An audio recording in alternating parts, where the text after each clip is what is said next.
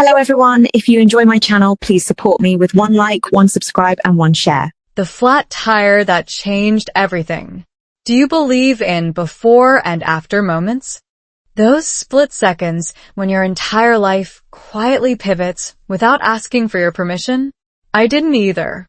Not until a rainy Wednesday afternoon in Virginia, when a flat tire on Interstate 95 turned my world upside down in the most terrifying and beautiful way imaginable. Let me take you there. Picture this. I'm driving home after picking up my two little girls from school. They're in the back seat, singing along to some catchy English pop song that I only half understand. Those moments when their little voices blend together in that innocent, carefree melody that makes you forget every worry you've been carrying.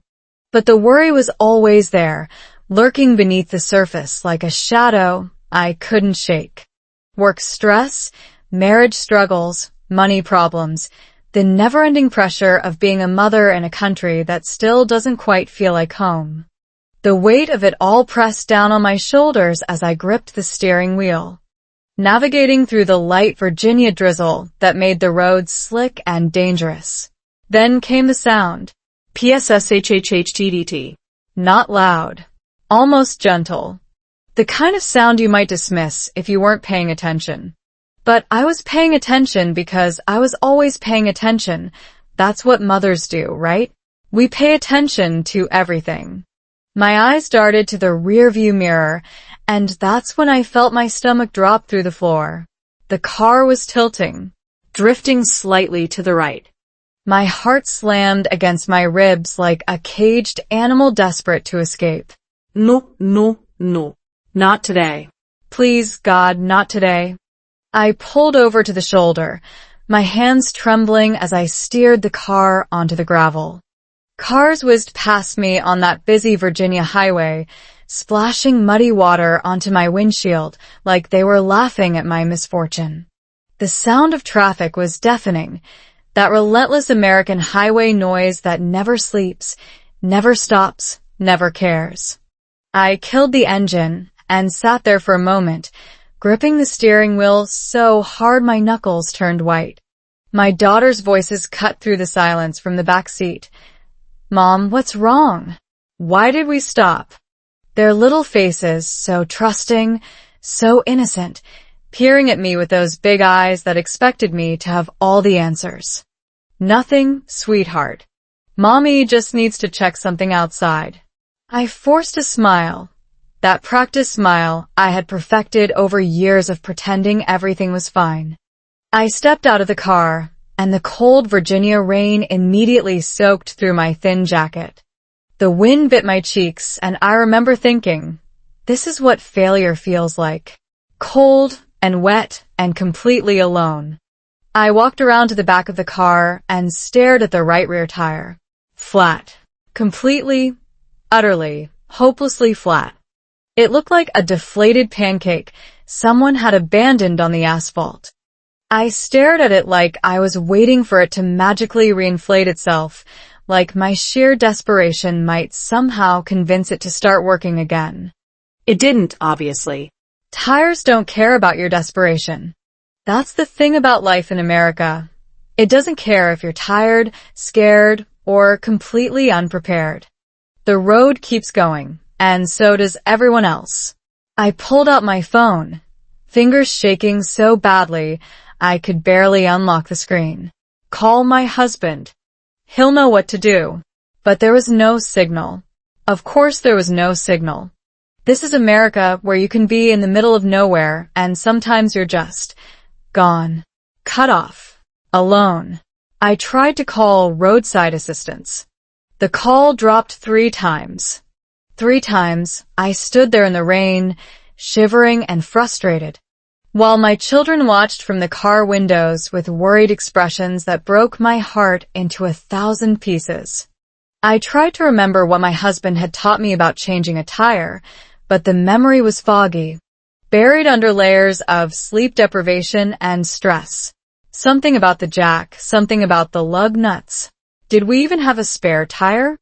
I couldn't remember. I popped the trunk, rummaging through the mess of kids' toys and grocery bags, and found the spare.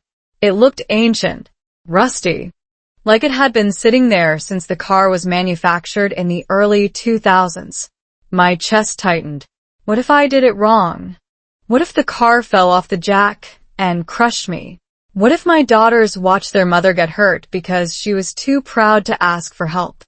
The tears started coming then, hot, angry tears mixed with rain, rolling down my cheeks while cars continued to zoom past. Nobody stopped. Nobody slowed down.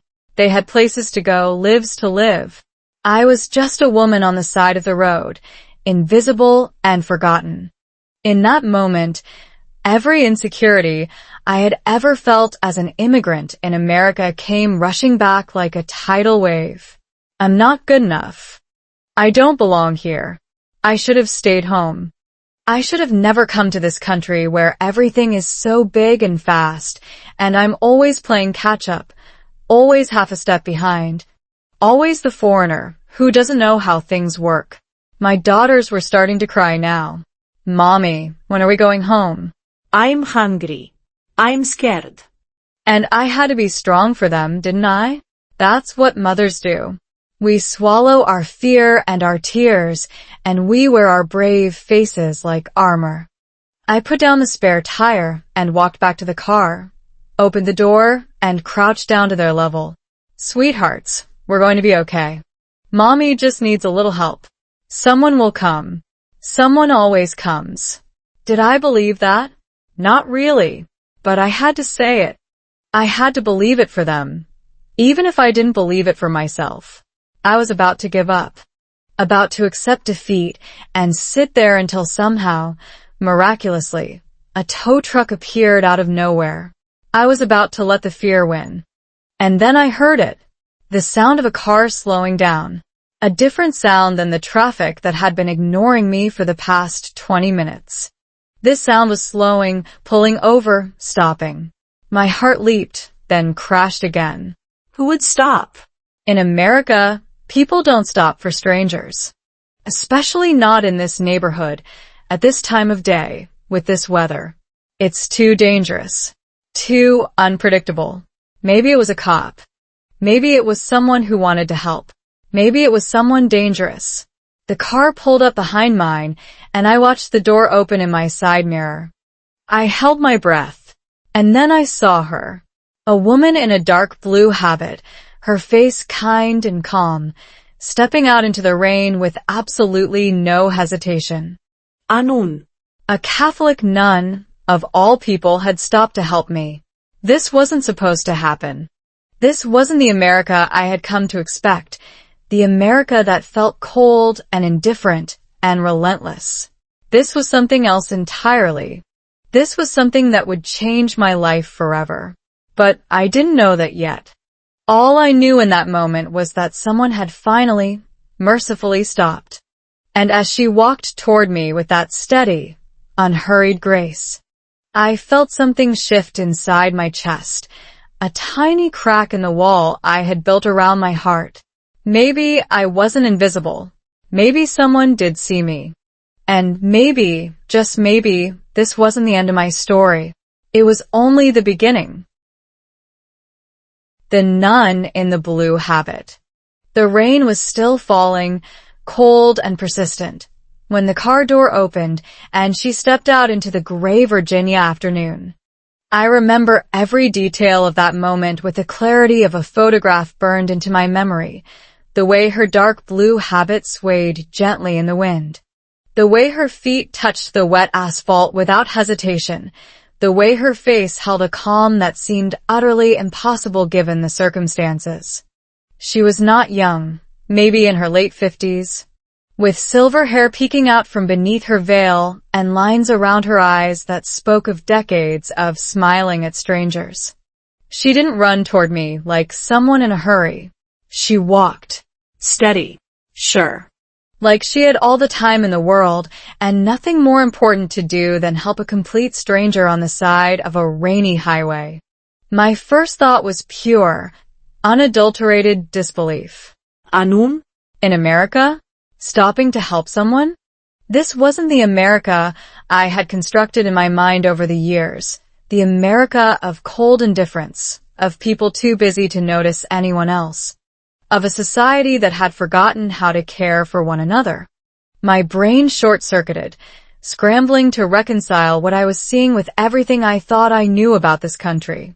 She approached my car with that unhurried grace and stopped a few feet away, her eyes scanning the flat tire and then resting on my face. And then she smiled. Not a small, polite smile. A full, warm, genuine smile that reached her eyes and somehow made the rain feel a little less cold.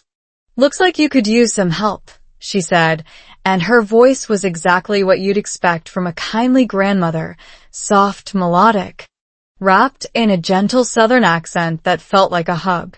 I opened my mouth to respond, but nothing came out. My English, which I had worked so hard to improve, had completely abandoned me. All those hours of practice, all those nights staying up late with vocabulary apps, all that effort to sound less like a foreigner and more like someone who belonged, gone. Poof. Like smoke in the wind. I managed to stammer out something that I'm sure sounded like absolute gibberish. Tire, not no, children inside. Help please? She didn't laugh. She didn't look impatient. She didn't roll her eyes like I had seen so many cashiers and customer service representatives do when I struggled to form sentences. Instead, she nodded slowly and said, "I understand. Take a breath. We'll figure this out together. We'll figure this out together." Those 6 words hit me like a freight train. In that moment, I realized that for the past 3 years in America, I had been trying to figure everything out by myself. My English, my marriage, my children, My job. my entire life. I had been so determined to prove that I could handle it all, that I didn't need anyone's help, that I had forgotten the simple, profound power of having someone say, "We'll do this together." She walked around to the trunk of my car, where I had left the spare tire lying pathetically on the ground. "Do you have a jack?" she asked. I blinked. Jack. "Yes, dear. The thing that lifts the car." Her voice was patient, unhurried, like she was explaining something to a child who was just learning. I looked at her blankly, and she chuckled. It was a soft, musical sound that somehow made me feel less stupid. "I'll take that as a no," she said, and walked back to her own car, a modest sedan with a religious bumper sticker that said, "God is good all the time." She popped her trunk and pulled out a jack, some tools, and a look of quiet determination. The sight of a nun in full habit lifting a car jack out of her trunk was so surreal that I almost laughed out loud. But I was too stunned to laugh. I was too busy watching this woman, this stranger, this angel in a dark blue dress, kneel down on the wet ground next to my flat tire and start working. She didn't care about her clothes getting dirty. She didn't care about the rain. She didn't care about anything except helping me. My children had climbed out of the car now and were standing beside me, watching the nun with wide, fascinated eyes. My older daughter tugged my sleeve. "Mom, is she a real nun?" "Yes, baby." She is. "Is she going to fix our car?" "Yes, baby." She is. And that's when I started crying again, but not because I was scared or frustrated. This time I was crying because I was overwhelmed. Overwhelmed by the kindness of a stranger. Overwhelmed by the realization that my assumptions about America had been so wrong. Overwhelmed by the simple, beautiful fact that there are good people everywhere, and sometimes they show up in the most unexpected forms. The nun worked methodically, explaining each step as she went. "First, you loosen the lug nuts while the car is still on the ground," she said, her voice steady and clear. "Then you place the jack under the frame, right here." She pointed to a spot under the car that I had never noticed before. "And then you pump it up, slow and steady." She demonstrated, her arms strong and capable despite her age. My daughters were watching her with the kind of rapt attention they usually reserved for Disney movies. They were learning something in this moment that no classroom could teach them, that help comes in many forms, that kindness knows no boundaries, that a person's appearance or religion or background means nothing compared to the content of their heart. I crouched down beside her, desperate to help but not knowing what to do. "Can I do something?" I asked, my voice thick with tears. "You can hold this," she said, handing me the jack handle. "And when I tell you, you push down. Slowly. Together. Together." There it was again. That word that had become so rare in my life. We worked side by side in the rain, two women of different ages, different backgrounds, different everything, united by a flat tire and a quiet miracle. She explained each step in simple, clear English, repeating words when I didn't understand, smiling patiently every time I asked her to slow down. "Lug nuts," she said, pointing. "Lug nuts." Can you say that? "Lug nuts," I repeated, feeling like a child learning to speak. Good, she said. "You're doing great." And just like that, in the middle of a rainstorm on a Virginia highway, I was learning English from a nun. Not from a textbook. Not from an app. Not from a formal class. From a real person who cared enough to teach me the words I needed at the exact moment I needed them. By the time she had finished changing the tire, I was no longer crying. I was smiling. Actually smiling. I had forgotten what it felt like to smile without forcing it. She stood up, brushed the dirt off her habit, and looked at me with those kind, crinkly eyes. "There you go," she said. "You're ready to go home." Home. I had been in America for 3 years, but I had never quite felt like I had a home here. In that moment, standing in the rain next to a nun who had stopped everything to help me, I felt something shift inside me. Maybe home isn't a place.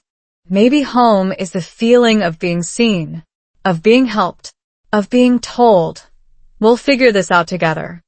I grab her hands, old, worn hands with rough skin and strong fingers, and squeeze them. "Thank you," I said. "Thank you so much." "It's nothing," she said, waving away my gratitude like it was a pesky fly. "We're all on this road together. We help each other. That's how it works." And then she said something that would echo in my mind for years to come. Kindness is like a habit. You practice it enough, and it becomes second nature. And when it becomes second nature, it opens doors you never even knew were there. Her eyes sparkled with something ancient and knowing. "You'll see," she said. "Good things are coming." She got back into her car, waved goodbye through the window, and drove off into the rain. My daughters and I stood there, soaking wet and shivering, watching her car disappear into the gray distance. "Mom," my younger daughter said, tugging my sleeve. "Was she an angel?" I looked down at her sweet face, at the wonder in her eyes, and I realized that she had asked the perfect question. Was she an angel? I didn't know. But I knew one thing for certain. The world had just shown me a kindness that I would carry with me for the rest of my life. And in that moment, I made a decision. I was going to become the kind of person who stops for strangers. I was going to practice kindness until it became a habit, just like she said. I was going to learn English not just for myself, but so that I could one day help someone else in their language of need. I got back into my car with my daughters, started the engine, and pulled onto the highway. The rain was still falling, but somehow, the world looked different now, brighter, full of possibility. Because I had learned something profound that day. We're all on this road together, and the only thing that matters is who stops for whom. Not just a tire change. I drove home that rainy afternoon with a completely different feeling in my chest than the one I had arrived with. The rain hadn't stopped, the traffic was still chaotic, and my daughters were still chattering in the back seat. But something fundamental had shifted inside me, something I couldn't quite name or understand. But something I could feel in the way my shoulders had finally relaxed, in the way my grip on the steering wheel had loosened, in the way I caught myself smiling for no reason at all. The nun's words kept playing on a loop in my head, like a song I couldn't stop humming. Kindness is like a habit. You practice it enough, and it becomes second nature. And when it becomes second nature, it opens doors you never even knew were there. I had heard plenty of advice in my life, some good, some bad, most of it forgettable. But this was different. This was advice delivered not with words alone, but with action. This woman hadn't just told me to be kind. She had showed me what kindness looks like when it's practiced without hesitation, without expectation, without any desire for recognition or reward. She had knelt in the rain on a dirty highway, gotten her habit completely soaked, and spent 30 minutes helping a complete stranger simply because it was the right thing to do. And she had done it with such natural grace that I couldn't help but wonder, is this what it means to be a good person? Is this what happens when kindness becomes so deeply ingrained in your soul that it's no longer a choice but a reflex? When I pulled into my driveway, I sat in the car for a long moment, just staring at the steering wheel. My daughters had already unbuckled themselves and were running toward the front door, eager to escape the wet clothes and get to their afternoon snacks. But I couldn't move. My mind was still back on that highway, replaying every detail of the encounter like a movie I couldn't stop watching. I closed my eyes and pictured her face, that calm, patient smile that had somehow made me feel seen in a way I hadn't felt in years. Then I pictured myself, the person I had been before she stopped. The woman who had been so convinced that no one would help her that she had almost given up. The woman who had been so lost in her own fears and frustrations that she had forgotten there was still goodness in the world. I thought about how I had been living my life in America, always on edge, always defensive, always expecting the worst. I had spent 3 years in this country, and I had built a fortress around my heart. I had told myself it was protection, that I was just being realistic, that you can't survive as an immigrant without thick skin and constant vigilance. But maybe I had been wrong. Maybe the walls I had built weren't keeping me safe. Maybe they were keeping me trapped. I finally got out of the car and walked into the house, my wet shoes squeaking on the hardwood floor. My husband was still at work, so the house was quiet except for the sound of my daughters watching cartoons in the living room. I made myself a cup of tea, wrapped my hands around the warm mug, and sat down at the kitchen table, staring out the window at the gray Virginia sky. And that's when the realization hit me like a thunderbolt. The nun hadn't just changed my tire. She had changed my entire perspective on my life in America. For 3 years, I had been living here with a victim mentality. Everything was hard. Everything was unfair. Everyone was cold and indifferent. I had been so focused on how difficult it was to be a foreigner that I had completely overlooked the thousands of small kindnesses happening all around me every single day. The neighbor who shoveled my driveway after a snowstorm without being asked. The cashier who waited patiently while I fumbled for the right words. The other mothers at my daughter's school who smiled at me even when I couldn't understand their fast-paced English. I had been so busy feeling sorry for myself that I hadn't allowed myself to see the goodness. And in that moment, sitting at my kitchen table with my tea growing cold in my hands, I made a decision. I was going to become a person who sees kindness. I was going to practice noticing the good instead of obsessing over the bad. I was going to let go of all the anger and resentment I had been carrying, all the bitterness about how hard everything was, all the frustration about my imperfect English and my cultural misunderstandings. I was going to start over right there in that kitchen, and I was going to become the kind of person who stops for strangers. But that's easier said than done, right? You can't just snap your fingers and transform yourself into a completely different human being. Real change takes time. It takes practice. It takes a willingness to be uncomfortable, to make mistakes, to fail and try again. But here's the thing about that nun's wisdom. She said kindness is a habit. And habits, as I was about to learn, are incredibly powerful.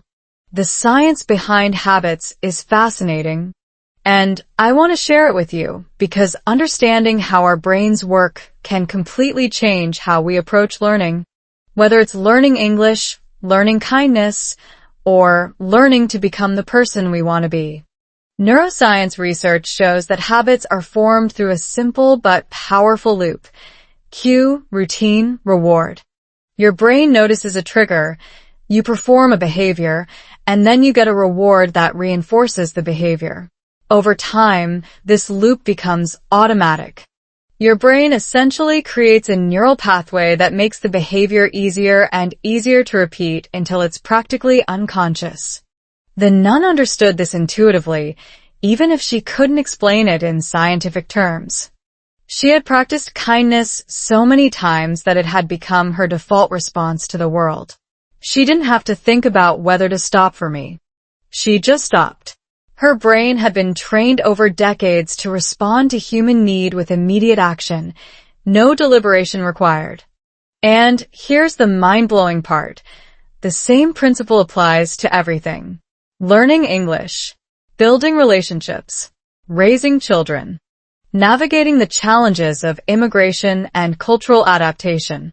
Everything comes down to the habits we practice day after day, week after week, year after year.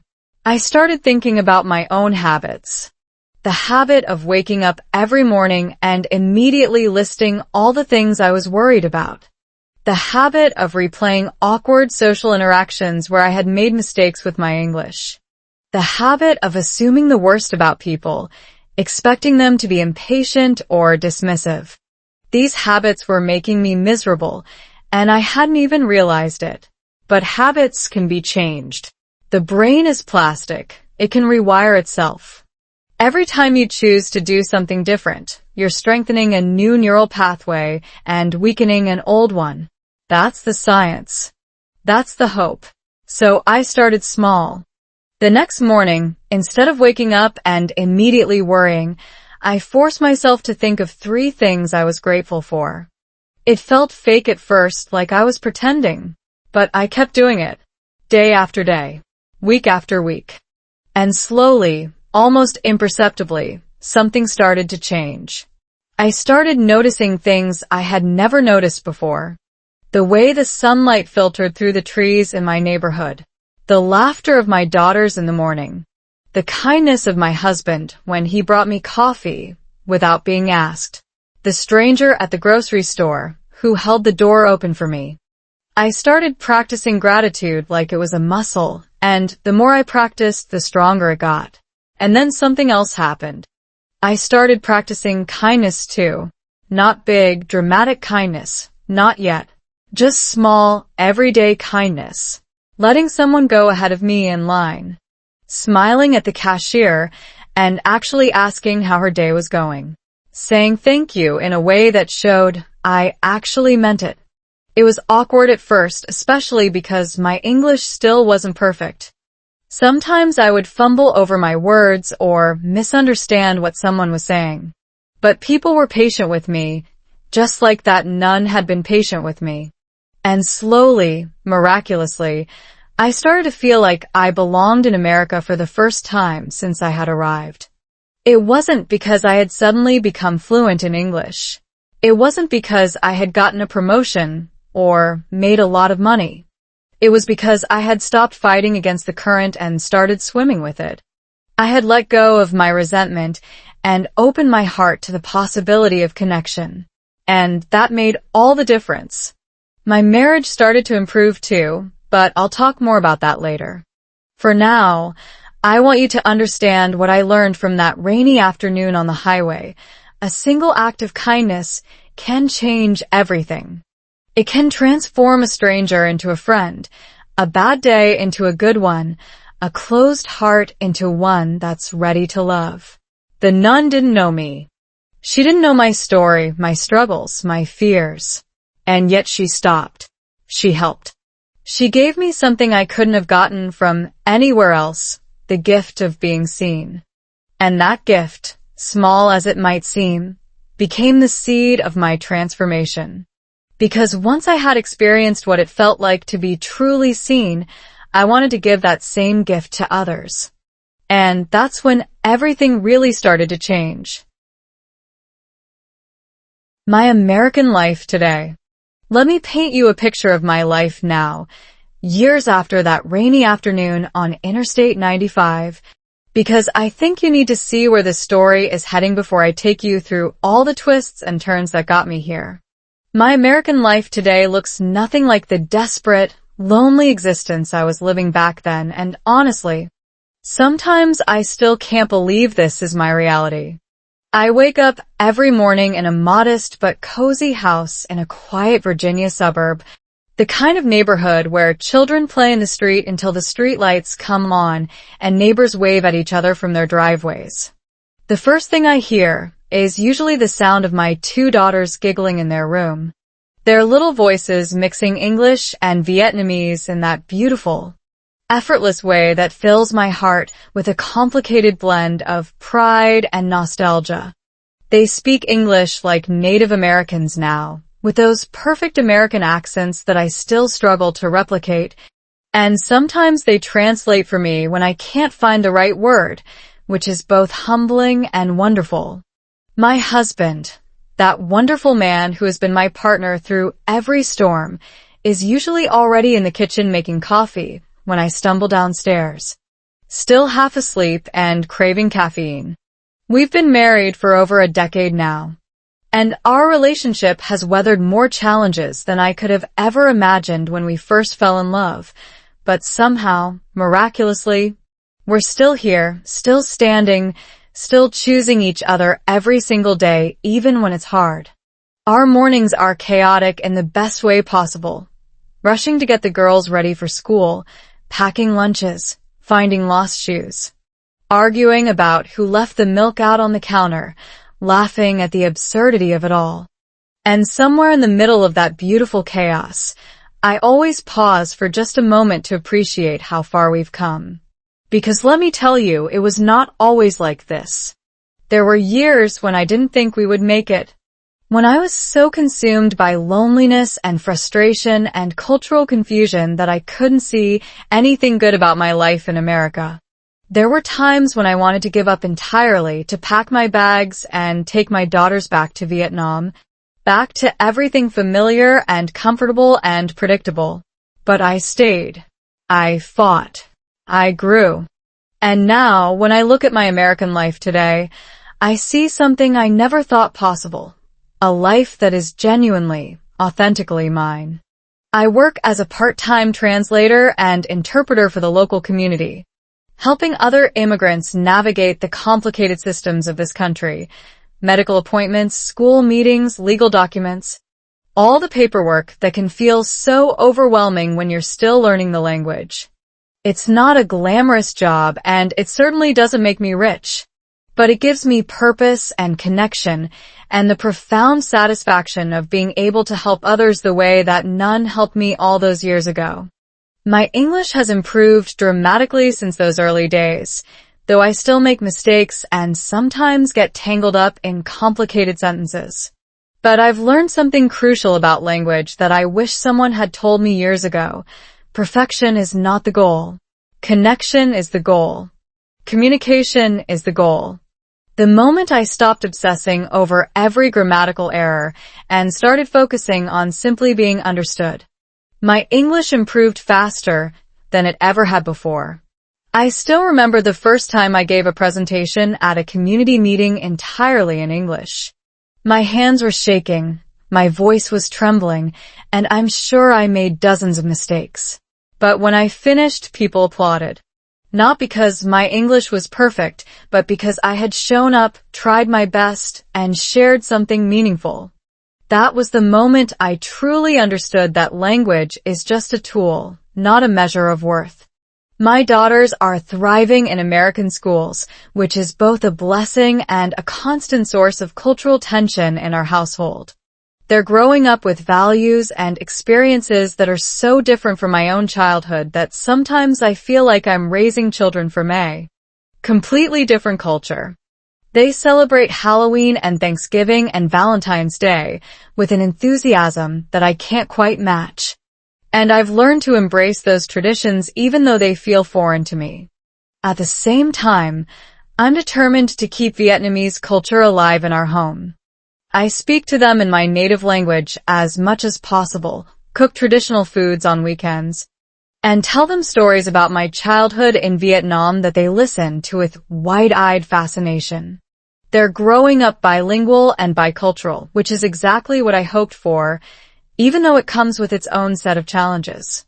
There are moments when they reject the Vietnamese traditions, preferring American food or American holidays or American ways of doing things. And I have to remind myself that this is natural, that they're navigating their own identity in ways I can't fully understand. My relationship with my husband has also evolved in ways I never could have predicted. We've moved from a place of constant struggle and misunderstanding to a partnership built on mutual respect and genuine appreciation. It wasn't easy getting here. And there were times when I thought our marriage would never survive the cultural differences that seemed so insurmountable. But we kept working at it, kept communicating, kept choosing each other even when it was hard. And now, when I look at him across the dinner table or watch him play with our daughters in the backyard, I feel a gratitude so deep it almost hurts. The friendships I've built in America have also been a surprising gift. I used to think I would never make real friends here, that the cultural barriers were too high and my English too imperfect. But slowly, over time, I've connected with other mothers from my daughter's school, neighbors who have become like family, and a small but vibrant community of fellow immigrants who understand exactly what I'm going through. We support each other, celebrate each other's victories, and hold each other up during the hard times. The other day, I found myself driving down that same stretch of Interstate 95, where the nun had stopped to help me all those years ago. The highway looked exactly the same, busy, chaotic, full of people rushing to somewhere important. But I was different. I had changed in ways I couldn't have imagined back then. I pulled over to the shoulder, not because I had a flat tire, but because I wanted to sit there for a moment and remember. I wanted to honor that moment, that stranger, that gift that had set me on a completely different path.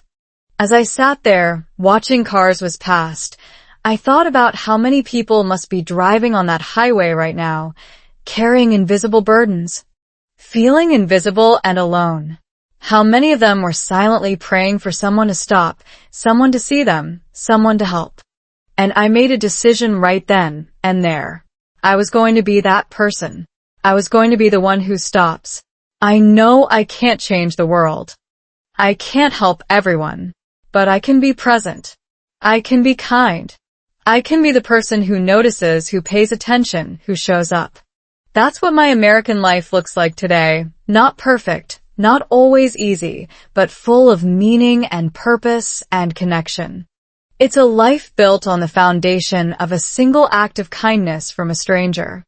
A life that I never could have imagined for myself when I first arrived in this country, scared and alone, and convinced I didn't belong. And that's the message I want to leave with you today, especially if you're someone who feels like giving up, who feels like you'll never belong, who feels like your imperfect English will always hold you back. Your story isn't over. Your transformation is just beginning. And sometimes, all it takes is one person, one moment, one act of kindness to change everything. Keep going. Keep learning. Keep believing. Because your American life, the life you've been dreaming of, is waiting for you on the other side of all this struggle. And trust me, it's worth it. The marriage that almost broke. Let me tell you something I've never admitted to anyone outside my closest circle, and honestly, I'm still not sure why I'm about to share this with thousands of strangers on the internet, but here goes. There was a time when I genuinely believed my marriage was over, when I had already started mentally preparing for divorce. When I had envisioned the life I would build as a single mother in America, and when the only thing keeping me from walking out the door was the sheer logistical nightmare of figuring out how to survive in this country on my own. That's how bad it got. That's how close we came to losing everything we had built together. My husband and I met in a way that feels almost cliché now. Like something out of a romantic comedy that I would have rolled my eyes at before I lived it myself. He was an American working in Vietnam. I was a local woman trying to practice my English, and somehow, against all odds, we fell in love across cultural and linguistic barriers that seemed insurmountable at the time. We married quickly, moved to America, and I arrived with this naive belief that love would conquer everything, that our bond was strong enough to survive any challenge, that the cultural differences were just superficial details that would fade away once we settled into our new life together. Oh, how wrong I was. How painfully, devastatingly wrong. The first year in America was a nightmare disguised as an adventure. I was completely dependent on my husband for everything: transportation, communication, translation, emotional support. He was my lifeline to the outside world, and that put an impossible weight on both of us. I resented him for not understanding how hard it was for me, and he resented me for not being more grateful for everything he had given up to bring me to this country. We fought constantly, bitterly, about things that seem so trivial now but felt like life-or-death battles at the time. Money was always a source of tension. He had a good job, but the cost of living in America was astronomical compared to what I was used to. And I couldn't understand why he was always stressed about bills when he made more in a month than my entire family made in a year. He couldn't understand why I was so anxious about spending money. Why I would panic when he wanted to go out to dinner or buy something we didn't absolutely need.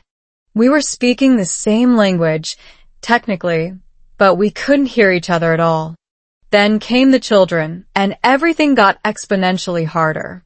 Postpartum depression hit me like a freight train, and I didn't even have the vocabulary to describe what I was feeling because my English still wasn't good enough to express the depth of my despair. I would sit in the rocking chair nursing my newborn, tears streaming down my face, unable to explain to my husband why I felt so empty and broken. He would come home from work and find me sobbing on the couch, and instead of compassion, I saw frustration in his eyes. Frustration that he didn't know how to fix me, that he couldn't make it better, that I was falling apart, and he was powerless to help. We started sleeping in separate rooms. We stopped talking about anything meaningful. Our conversations became purely transactional, logistics only, the bare minimum communication required to keep the household running. I remember one night, after a particularly vicious fight about absolutely nothing, I locked myself in the bathroom and sat on the floor, trying to calm down enough to stop crying. And I asked myself the question that I had been avoiding for months. Why am I still here? What is keeping me in this marriage that makes me feel so completely, utterly alone? The answer at that moment was nothing. There was nothing keeping me except fear. Fear of going back to Vietnam and admitting failure. Fear of being a single mother in a country where I barely spoke the language. Fear of disappointing my family, my friends, everyone who had supported me in this journey. Fear of the unknown. But fear is a terrible foundation for marriage, and I knew that if we didn't find a way to rebuild something real, something genuine, something that went deeper than convenience and obligation, we were going to lose everything. This is where the nun's lesson about habits came back into my life in a completely unexpected way. I had been practicing kindness with strangers, with my children, with my community, But I had completely failed to practice kindness with the person who mattered most. My husband was not my enemy. He was not the source of my unhappiness. He was a man who had also sacrificed, also struggled, also felt lost and helpless in our marriage. We had both been so consumed by our own pain that we couldn't see each other's. And that's when I decided to try something radical. I decided to treat my marriage like a habit I needed to rebuild, one small action at a time. I started small, incredibly small. I made a conscious effort to say thank you when he brought me coffee in the morning, even if I was still angry about our last fight. I started asking about his day with genuine interest, not because I had to, but because I wanted to remember who this man was and why I had fallen in love with him. I stopped keeping score, stopped cataloging every wrong thing he had ever done, stopped treating our marriage like a courtroom where I was building a case against him. And slowly, almost imperceptibly, something shifted. He started responding to my kindness with kindness of his own. He started coming home from work with my favorite Vietnamese snacks from the Asian grocery store. He started making an effort to learn a few words of my language to show me that my culture mattered to him. He started listening, truly listening, when I tried to explain how hard it was to be a foreigner in America, how isolated I felt, how much I missed the simple comfort of being understood without having to explain myself. We started having real conversations again, the kind we used to have when we first fell in love, when everything was new and exciting, and we couldn't stop talking to each other. We talked about our fears, our dreams, our failures, our hopes. We talked about the cultural differences that had seemed so impossible to bridge, and we started finding common ground in the most unexpected places. We realized that beneath all the surface-level differences, we wanted the same things: a stable home, happy children, a partnership built on trust and respect. We realized that we had spent so much time fighting against each other that we had forgotten we were on the same team. I'm not going to pretend that everything became perfect overnight, because that would be a lie. There were still setbacks, still arguments, still moments when I wanted to scream and throw things and walk out the door and never look back. But something fundamental had changed in our relationship. We had rediscovered the habit of kindness with each other, and that habit became the foundation we built our marriage on. Now, years later, I can honestly say that my husband is my best friend, my partner, my biggest supporter. We still have cultural misunderstandings sometimes, still argue about money and parenting and all the normal things couples argue about, but the fights don't feel existential anymore. We know we can survive them, because we've survived so much worse. And here's what I've come to understand through all of this. Marriage, like language, is something you practice every single day. You don't become fluent overnight. You don't become perfect at it. There are good days and bad days, days when everything flows effortlessly and days when you can't seem to find the right words. But if you keep practicing, keep showing up, keep trying, you will eventually get to a place where it feels natural, where it becomes part of who you are. And that's what saved my marriage, not grand gestures or dramatic declarations, but the small, daily practice of choosing kindness even when I didn't feel like it. The same principle applies to everything that matters in life. You don't become fluent in English by studying grammar books alone. You become fluent by practicing, making mistakes, getting corrected, and trying again. You don't build a strong marriage by waiting for perfect moments. You build it through thousands of imperfect moments where you choose love over pride, understanding over judgment, connection over being right. The nun who stopped on the highway taught me something that day that I'm still unpacking, still understanding, still learning to apply to every area of my life. Kindness is a habit, and habits can change your entire existence. It changed my marriage.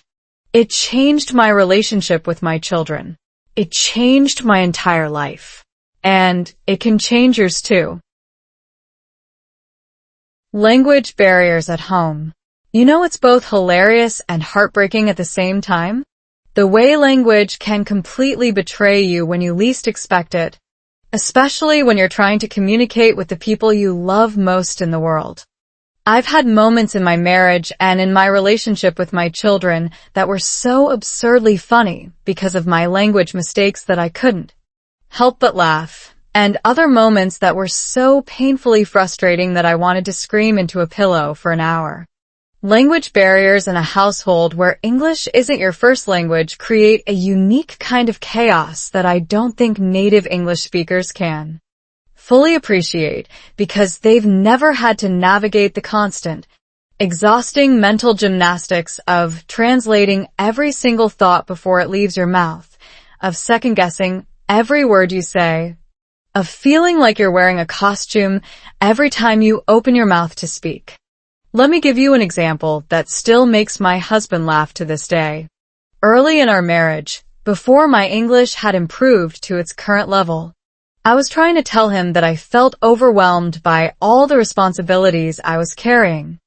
I wanted to say, I feel like I'm drowning, which is a perfectly normal expression in English to describe feeling overwhelmed.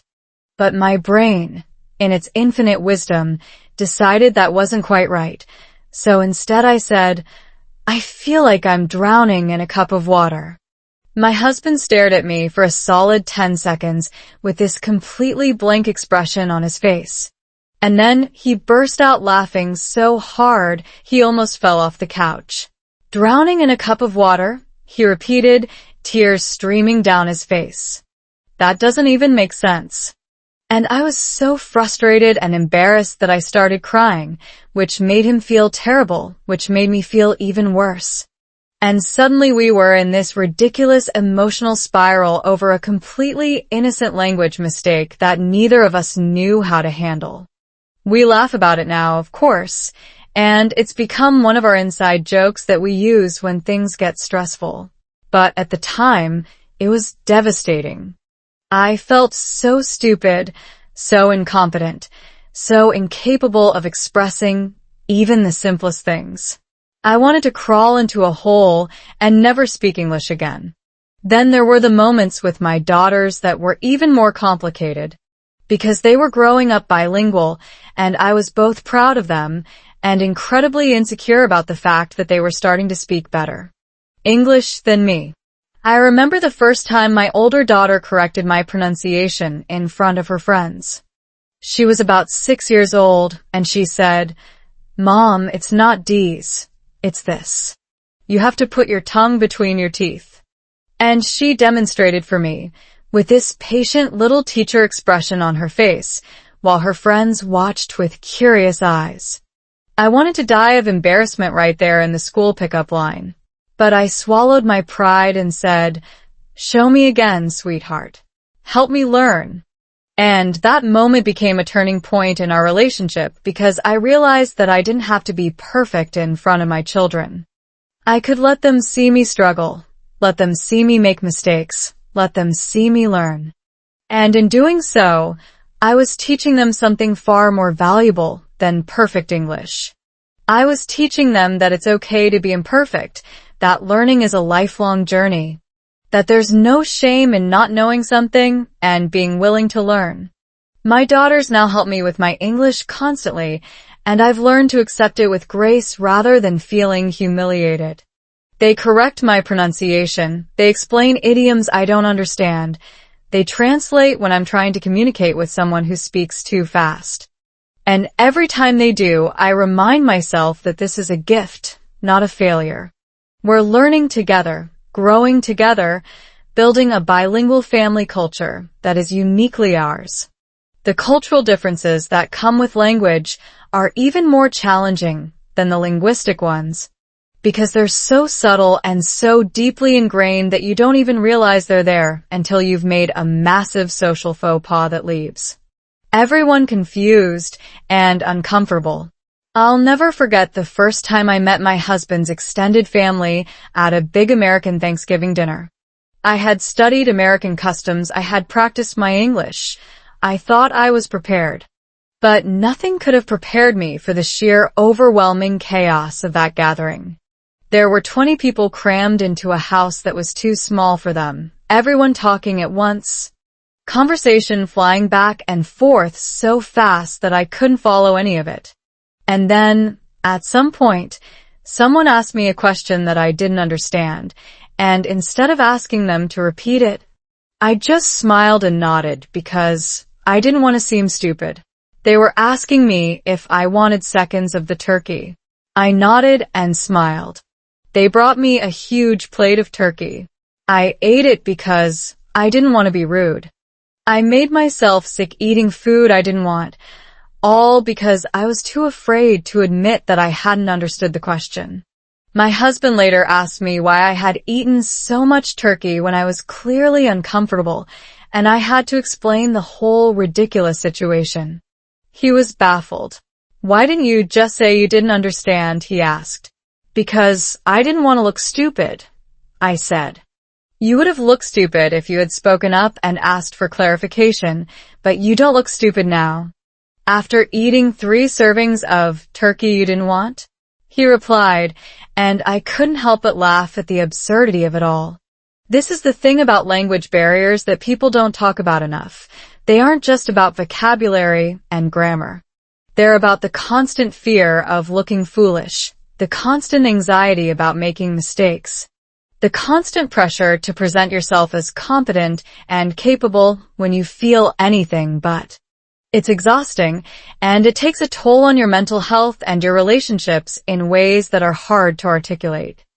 I've learned over the years that the best thing you can do when you're struggling with language is to just be honest about it. Say, "I'm sorry, I didn't understand that. Can you please repeat it more slowly?" Say, "I'm still learning English, so please be patient with me." Most people, in my experience, are incredibly kind and understanding when you're honest about your limitations. The problem only arises when you try to pretend you understand, when you don't. When you smile and nod and fake your way through conversations because you're too proud to admit you need help. I've also learned that humor is your best friend when you're navigating language barriers. When I make a mistake now, instead of getting embarrassed and shutting down, I laugh at myself. I say, "Well, that came out completely wrong, didn't it?" And I ask for the correct way to say what I meant to say. This approach has turned potentially humiliating moments into opportunities for connection and learning. People appreciate when you can laugh at yourself. It makes you approachable, relatable, human. My daughters have developed an incredible sense of humor about my language mistakes, and honestly, I think it's made them more compassionate and empathetic people. They don't laugh at me in a mean way. They laugh with me, and they always help me correct my mistakes without making me feel stupid. They've become my best language teachers, and I've become their best example of what it looks like to be a lifelong learner. The other thing I've learned is that language is about so much more than words. A lot of communication happens through tone of voice, facial expressions, body language, and emotional energy. Even when I can't find the right words, I can still express love, concern, joy, and gratitude through how I show up, how I listen, how I make people feel. I've learned to lean into those nonverbal forms of communication when my words fail me, and I've discovered that they often communicate more than words ever could. My husband told me something recently that really stuck with me. He said, "When you first came to America, I thought the language barrier was the biggest challenge. But now I realize that the biggest challenge was the cultural expectation that you had to be perfect. Once you let go of that, everything else got easier." And he's absolutely right. The pressure we put on ourselves to speak perfect English, to never make mistakes, to present ourselves as fluent and competent, that's what really holds us back. It's not the words we don't know. It's the fear we carry about being judged for the words we don't know.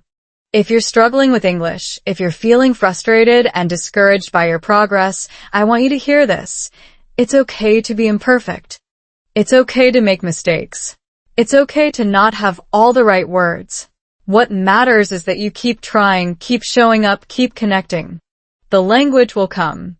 But the connection, the relationship, the love, those things need to be nurtured right now, with the imperfect words you have. Don't wait until you're fluent enough to start living your life, to build meaningful relationships, to share your heart with the people you love. Start now with the words you have. Laugh at your mistakes. Ask for help. Keep going. Your imperfect English is not a barrier to connection. It's a bridge if you let it be. And that's exactly what I discovered in my own life. My language mistakes have created some of the most beautiful, authentic connections with my husband, my children, and my community. They've taught me humility, resilience, and the profound value of vulnerability. And they've shown me that connection doesn't require perfection. It just requires presence. Motherhood in a foreign country. Let me tell you something that still surprises me every single day. Something I never could have prepared for, no matter how many parenting books I read or how many conversations I had with other mothers. Becoming a mother in America was like learning an entirely new language on top of the one I was already struggling with. And nobody warned me that the vocabulary of motherhood in this country would be so completely different from everything I had grown up with. I thought I knew what it meant to be a mother. I had watched my own mother raise me in Vietnam, had seen her sacrifice and struggle and love with a ferocity that I had always admired. I assumed that motherhood was universal, that the instinct to protect and nurture your children transcended culture and language and geography. And in some ways I was right. The love is universal. The worry is universal. The fierce, primal need to keep your children safe and happy is hardwired into every mother's DNA regardless of where she comes from. But everything else? The expectations, the judgments, the cultural scripts about what makes a good mother? That's where things got complicated. The first time I took my newborn daughter to a pediatrician in America, I was blindsided by a question that I never could have anticipated. The doctor looked at me with this perfectly pleasant smile and asked, "Are you breastfeeding or formula feeding?" And when I told her I was breastfeeding, she nodded approvingly and launched into a long lecture about how breast milk is best, how I should exclusively breastfeed for at least 6 months, how formula is basically poison disguised as baby food. I sat there in that sterile examination room, still recovering from a difficult birth, still bleeding and exhausted and hormonal. And I felt like I was being judged and graded on my performance as a mother before I had even had a chance to figure out what I was doing. Back home in Vietnam, breastfeeding was just something you did. Nobody lectured you about it. Nobody made you feel like a failure if you struggled with it. Nobody made you feel like you were damaging your child irreparably if you gave them a bottle. There was no moral weight attached to the decision. But in America? Oh, the moral weight was enormous. The judgment was everywhere. Every book, every website, every well-meaning relative and stranger at the grocery store had an opinion about how I should be feeding my baby, and they weren't shy about sharing it. And this was just the beginning. The judgment about sleep training was even worse. I had never heard the term sleep training before I came to America. In my culture, babies slept with their mothers. It was natural, normal, expected. But here I was, being told by well-meaning friends, and even my own husband, that I was spoiling my baby by letting her sleep in our bed, that she needed to learn to self-soothe, that we needed to let her cry it out even if it broke my heart. The parenting books I read made me feel like I was doing everything wrong. They talked about schedules and routines and milestones in a way that made parenting feel like a competitive sport, like there was a right way and a wrong way to raise a child, and if you didn't follow the rules, your child would end up damaged and maladjusted and hopelessly behind their peers. I started obsessing over milestones in a way that was completely unhealthy. Every time my daughter didn't hit a developmental milestone exactly when the books said she should, I would panic. I would spend hours Googling signs of developmental delay and working myself into a frenzy of anxiety that was completely unnecessary.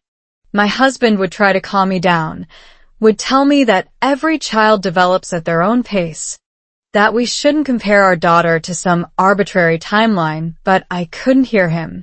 I was too caught up in the cultural messaging that said I was failing if my child wasn't perfect. The isolation of new motherhood hit me particularly hard because I didn't have my family nearby to support me. In Vietnam, new mothers are surrounded by a village of female relatives who help with everything: cooking, cleaning, childcare, emotional support. You're never alone. There's always someone to hold the baby while you shower, someone to cook you a nourishing meal, someone to tell you that you're doing a great job and everything is going to be okay. But in America, I was completely on my own. My husband had to work and I didn't have any family nearby. I didn't have close friends yet because I was still struggling with the language and the cultural barriers that made connection feel impossible. I was spending 18 hours a day alone with a newborn, exhausted and overwhelmed and utterly convinced that I was failing at the most important job I had ever had. There were days when I would sit in the rocking chair with my crying baby and cry right along with her, feeling like I was drowning in my own inadequacy. I would look at my daughter's tiny face, so innocent and dependent, and I would think, I don't know what I'm doing. I'm going to mess this up. I'm going to ruin this beautiful child because I don't know how to be a mother in this country. The postpartum depression that had been lurking in the background came roaring to the surface during those early months, and I didn't even have the vocabulary to recognize it for what it was. I just thought I was weak. I thought I was failing. I thought I wasn't cut out to be a mother. And I was too ashamed to ask for help because asking for help felt like admitting defeat. But here's the thing I've learned over the years. Motherhood is not about perfection. It's not about following all the rules or hitting all the milestones or being the picture-perfect Pinterest mom with the organic snacks and the handmade crafts and the endless patience. Motherhood is about showing up day after day with love and presence and a willingness to learn from your mistakes. It's about being kind to yourself when you fall short because you will fall short, and that's okay. My daughters are now 9 and 11 years old, and I've made a million mistakes as their mother. I've lost my temper. I've said the wrong thing. I've been too strict and too lenient at different times. I've worried too much and not worried enough. I've compared them to other children and felt like I was failing. But through all of that, I've learned to give myself grace. I've learned that being a good mother doesn't mean being a perfect mother. It means being a present mother, a loving mother, a mother who keeps trying even when she gets it wrong.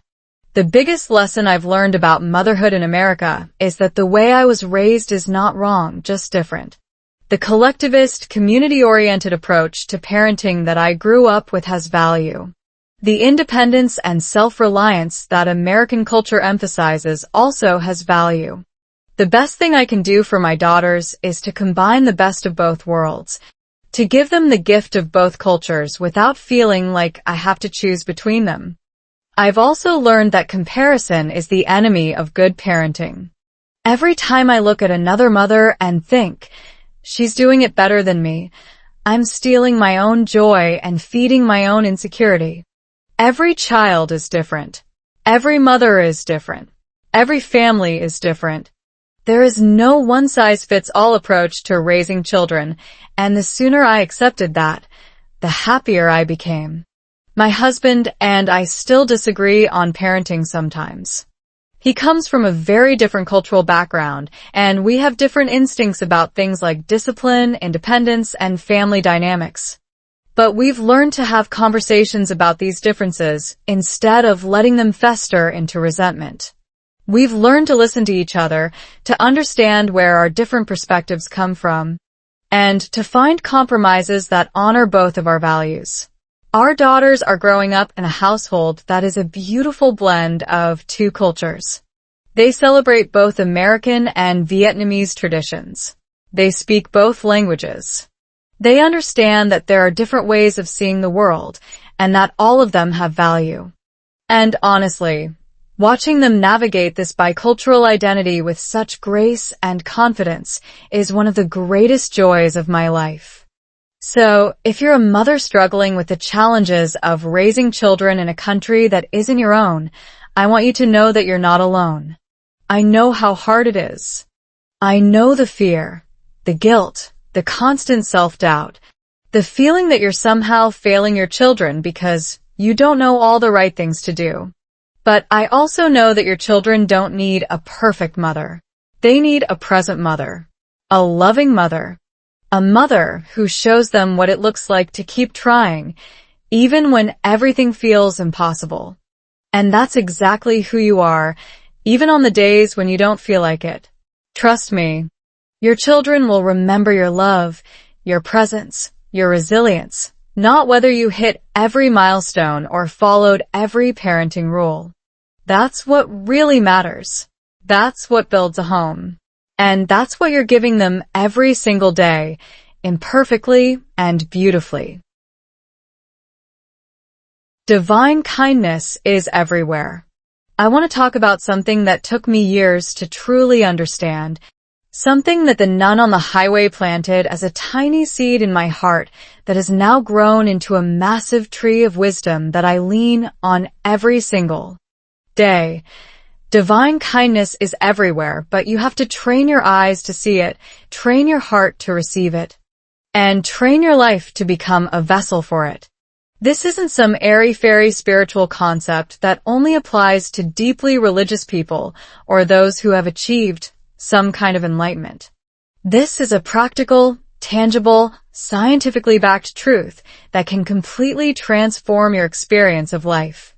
Especially when you're navigating the challenges of being an immigrant, a language learner, or anyone who feels like they're constantly struggling to keep up. The word divine might make some of you uncomfortable, especially if you're not religious or if you've had complicated experiences with organized religion. I get that. I really do. I was raised in a Buddhist household, married into a Catholic family, and have spent years navigating the intersection of different spiritual traditions in my American life. But when I talk about divine kindness, I'm not talking about any specific religious doctrine. I'm talking about something much more universal, something that transcends religion and culture and language. I'm talking about the kind of kindness that feels like it comes from somewhere bigger than us. The kind of kindness that shows up at exactly the right moment. The kind of kindness that makes you feel seen and loved and held by the universe itself. The nun who stopped on the highway was a vessel for that kind of kindness. But she wasn't the only one. Once I started paying attention, once I trained my eyes to see divine kindness, I started noticing it everywhere, in ways that completely shifted my perspective on life in America. There was the neighbor who shoveled my driveway after a blizzard without being asked. The elderly lady who brought me a casserole when she heard I was sick. The stranger at the grocery store who helped me reach something on the top shelf and then stayed to chat with me because she could tell I needed someone to talk to. There was the cashier who always remembered my name and asked about my daughters. The teacher who went out of her way to help my child when she was struggling. The colleague who offered to cover my shift when I was overwhelmed. These weren't grand, dramatic gestures. They were small, everyday acts of kindness that most people probably didn't even think twice about. But to me, they were lifelines. They were proof that I wasn't invisible, that I wasn't alone, that there was goodness in this country that I had been too scared and defensive to see. The science behind this is actually fascinating. And I want to share it with you, because understanding the neuroscience of kindness has completely changed how I approach my daily life. Research has shown that when we witness or experience acts of kindness, our brains release oxytocin, sometimes called the love hormone, which creates feelings of warmth, connection, and trust. This chemical response doesn't just feel good. It actually improves our physical health by reducing stress, lowering blood pressure, and strengthening our immune systems. Kindness isn't just a nice idea. It's a biological imperative. Our brains are literally wired to respond to kindness, to seek it out, and to reciprocate it. But here's the really mind-blowing part. The same research has shown that when we practice kindness, when we're the ones giving instead of just receiving, the benefits are even greater. Altruistic behavior activates the brain's reward centers in ways that are similar to what happens when we eat delicious food or receive money. Practicing kindness actually makes us happier, healthier, and more resilient. So when the nun told me that kindness is a habit, she wasn't just giving me spiritual advice. She was giving me a scientifically accurate prescription for a better life. The more you practice kindness, the more your brain gets wired to see opportunities for kindness. And the more you experience the positive benefits of being a kind person. It's a beautiful, self-reinforcing cycle that can transform your entire existence. I started experimenting with this in my own life. I started actively looking for opportunities to be kind, even in small ways. I started volunteering at my daughter's school, helping other immigrant families navigate the complicated systems of American education. I started joining community organizations where I could use my bilingual skills to help others who were struggling the way I had struggled. And I started practicing what I call active noticing, which means paying attention to the kindness that's already happening around me and consciously acknowledging it. Here's what I discovered. When you start looking for kindness, you find it everywhere. It's like when you buy a new car, and suddenly you start seeing that exact same car on every street. The car was always there. You just weren't noticing it. The same is true with kindness. It's everywhere all the time, happening all around us, but we're often too busy, too stressed, too focused on our own struggles to see it. There's a psychological concept called negativity bias that explains why this happens. Our brains are evolutionarily wired to pay more attention to negative experiences because they were more immediately threatening to our survival. A negative experience, like a flat tire on a rainy highway, registers more strongly in our memory than a positive one, like a nun stopping to help us. This bias served our ancestors well when they needed to remember which berries were poisonous or which predators were dangerous. But in the modern world, it just makes us miserable. We have to consciously override this negativity bias by training ourselves to notice and appreciate the good. That's what I've been doing for years now, and it has completely transformed my experience of life in America. I'm still an immigrant. My English is still imperfect. My cultural misunderstandings still happen. But I no longer feel like I'm drowning in challenges because I've trained myself to see the kindness that's woven into the fabric of my daily life. I've also learned that divine kindness isn't something you just receive. It's something you participate in. When you become a conduit for kindness, you're not just helping others. You're aligning yourself with something bigger than yourself. Something that connects you to the entire human family in ways that transcend borders and cultures and languages. I started carrying jumper cables in my car and a portable tire pump. I started stopping when I saw someone in need. I started paying attention to the people around me who might need a smile or a kind word. And every time I did, I felt a little more connected, a little more whole. A little more like I belonged in this country that had once felt so cold and indifferent. The nun's wisdom about kindness being a habit has become the foundation of my entire life philosophy. I believe that kindness is the most powerful force in the universe, more powerful than fear, more powerful than hate, more powerful than any of the forces that try to divide us. I believe that every act of kindness ripples outward in ways we can't even see. affecting people we'll never meet, and creating a better world for our children and our children's children. I believe that when we choose kindness, even when it's hard, even when we're tired, even when we feel like we have nothing left to give, we're participating in something sacred, something divine, something that connects us to the very best of what it means to be human.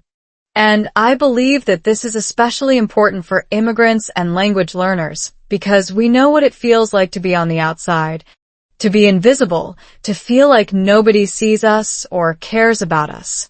We can choose to let that experience make us bitter and closed off, or we can choose to let it make us more compassionate and generous.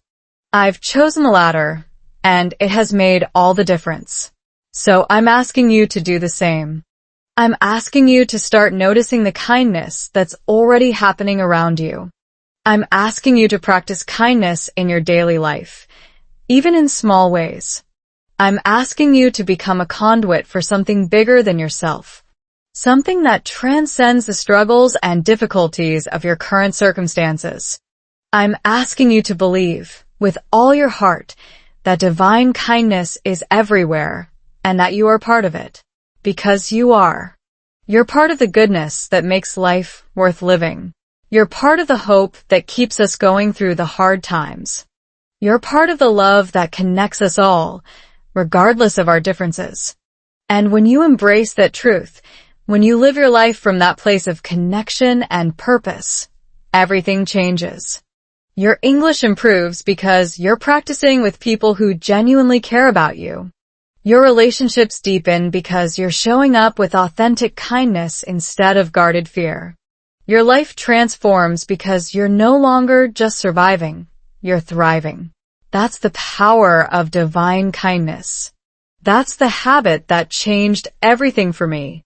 And I know, with absolute certainty, that it can change everything for you too. When I became the helper.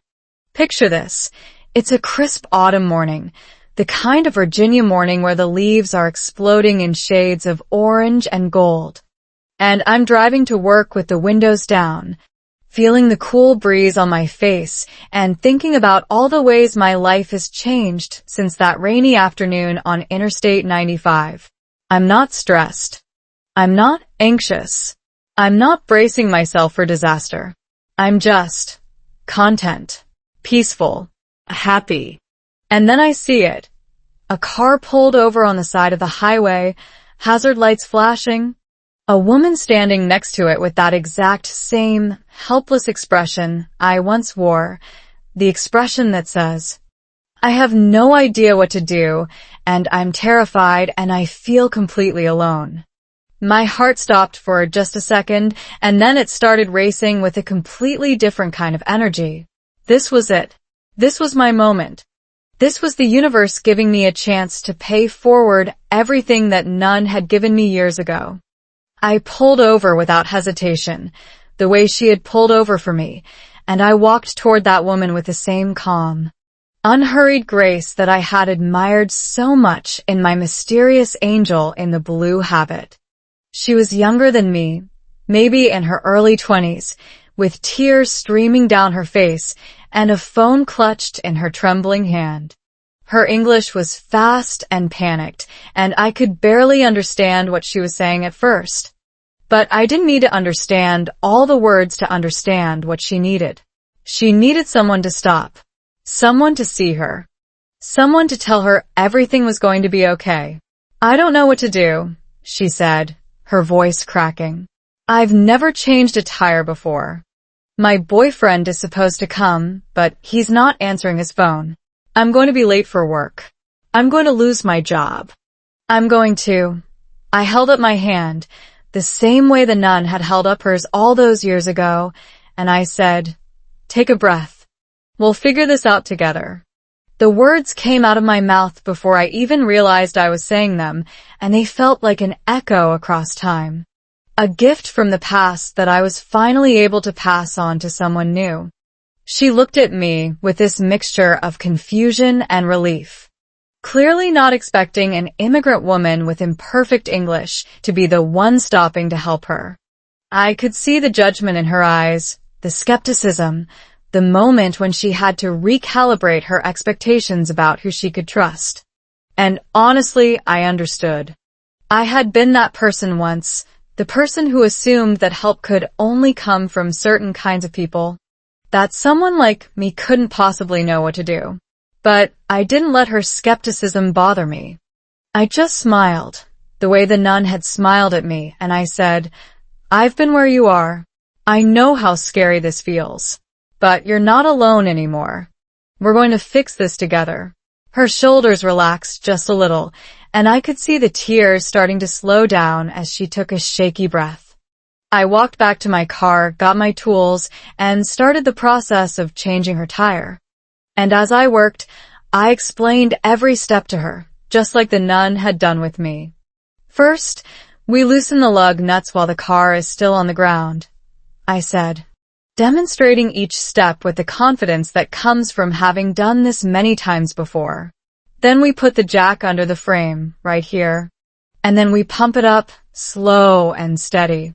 She watched me with this expression of utter astonishment, like I was performing some kind of magic trick. "How do you know how to do all this?" she asked. I laughed. "I learned from a nun on a rainy highway," I said. And then I told her the whole story. I told her about the day my life changed, about the woman in the blue habit who stopped for me, about the wisdom she had shared about kindness being a habit. I told her about all the ways that moment had transformed my life, my marriage, my relationships with my children, my entire experience of being an immigrant in America. She listened with this rapt attention that made me feel like I was telling the most important story in the world. By the time I had finished changing her tire and she was back on the road, she was smiling. Actually smiling. The kind of smile that reaches your eyes and makes you feel like everything is going to be okay. She hugged me, this stranger who had been crying on the side of the highway just 20 minutes earlier, and she said, "Thank you. I don't know what I would have done without you. You saved me." And I said, "You don't have to thank me. Just promise me one thing." "What's that?" she asked. "When you see someone in need, stop. Help them. Pass it on." That's all I ask. She nodded, tears welling up in her eyes again, but this time they were tears of gratitude instead of fear. "I promise," she said. "I will." And then she drove off, and I stood there on the side of the highway, feeling something absolutely extraordinary washing over me. It was the feeling of being part of something bigger than myself, of being a link in a chain that stretched across time and space and culture and language. It was the feeling of divine kindness flowing through me, connecting me to everyone I had ever helped and everyone who had ever helped me. I got back in my car, sat there for a moment, and I started crying. Not tears of sadness or fear or frustration. Tears of joy. Pure, overwhelming, incontenable joy. Because I had finally done it. I had finally become the person who stops. I had finally become the help that I had once so desperately needed. And in that moment, I understood something profound about the nature of kindness that I had never fully grasped before. Kindness isn't just about helping others. It's about healing yourself. When you help someone else, you're not just making their life better. You're making your own life better. You're proving to yourself that you're not helpless, that you're not powerless, that you have something valuable to offer the world. You're connecting to something deeper and more meaningful than your own struggles and fears. You're becoming part of a community of care that transcends all the boundaries that try to divide us. This experience also taught me something important about the power of vulnerability. When we help others, we're not just giving them our skills or our resources. We're giving them our humanity. We're showing them that it's okay to be imperfect, to struggle, to need help. We're breaking down the walls of isolation and independence that make us feel so alone in our struggles. We're creating space for real connection. That woman on the highway could have been me. She was me in so many ways. She was someone who had been taught that asking for help was a sign of weakness, that she should be able to handle everything on her own, that she was failing if she couldn't figure everything out by herself. And I had shown her a different way. I had shown her that asking for help is not weakness. It's courage. It's wisdom. It's the beginning of connection. And I had also shown her that help can come from the most unexpected places. From people who don't look like her, or sound like her, or share her background. I had shown her that kindness transcends all the differences that we think divide us, that when it comes down to it, we're all just human beings trying to get through the day, trying to be seen, trying to feel like we matter. Driving home that day, I thought about how far I had come from that rainy afternoon on Interstate 95. I had been the one who needed help, and now I was the one giving it. I had been the one who felt invisible, and now I was the one who made someone feel seen. I had been the one who wanted to give up, and now I was the one giving hope. And I realized that this is what it means to live a meaningful life. It's not about achieving perfect English or fitting in perfectly or having a flawless life. It's about connecting to others in a way that makes you both feel less alone. It's about being part of something that's bigger than your own story. It's about becoming the kindness you once needed and passing it on to someone else who needs it now. The nun had planted a seed in my heart that had taken years to fully bloom, but now it was flowering in ways I never could have imagined. And I knew, with absolute certainty, that this was just the beginning. There would be more moments like this. More opportunities to help, to connect, to be the kindness that someone desperately needs.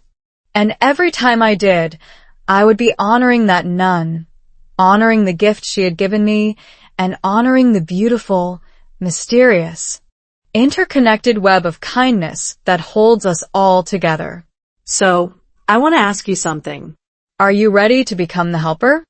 Are you ready to stop for strangers, to offer your imperfect English, your imperfect skills, your imperfect love to someone who needs it? Are you ready to become part of the chain of kindness that connects us all? Because I promise you, when you do, everything changes. The struggles you face become meaningful. The challenges you overcome become lessons you can share. The pain you've experienced becomes the empathy you can offer to others. And your life, messy and imperfect and beautifully human, becomes something truly extraordinary. Habit and divine timing. Let me tell you about the most mind-blowing realization I've had on this entire journey. Something that connects all the dots between that rainy afternoon on the highway and every miracle that has happened in my life since then. Habits and divine timing are not separate things. They're the same thing. They are two sides of the same beautiful coin. And understanding that connection has completely transformed how I approach every single day of my life. I used to think that divine timing was something random, something that happened to you when the universe decided you were ready, like winning the lottery or being struck by lightning. I thought it was passive, that you just had to wait around and hope that good things would eventually find you. But that's not how it works at all. Divine timing is actually the result of habits. It's the culmination of all the small, consistent actions you take day after day, week after week, year after year. The nun didn't just randomly appear on that highway. She was there because she had spent her entire life practicing the habit of kindness. She had trained herself to notice when someone needed help, to stop without hesitation, to offer her time and energy freely. Her divine timing wasn't accidental. It was the natural result of decades of habit formation. And the same was true for me. When that young woman needed help on the highway, I didn't randomly decide to be kind. I was prepared to be kind.